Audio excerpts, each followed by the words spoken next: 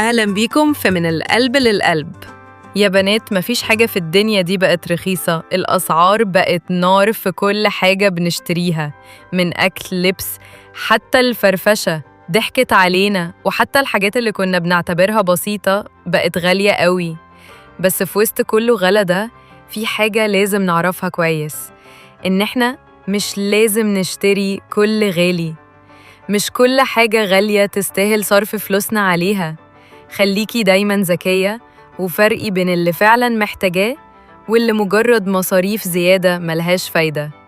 الحاجات اللي ملهاش لازمة بس بتحرق فلوسنا ومش بتدلنا أي قيمة حقيقية.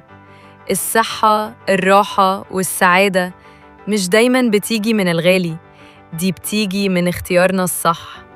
خليكي دايماً صاحبة القرار، واعرفي فرق بين الضروري والكماليات، وخلي فلوسك في الحاجات اللي تستاهل بجد. الدنيا غالية بس إحنا أذكى منها. خلي الفيديو ده يكون تذكير لطيف ليكي يا بنت، إن الغلا مش معناه إننا نضيع فلوسنا على الحاجات اللي عمرها ما هتفرق معانا. كنت معاكم نور في من القلب للقلب.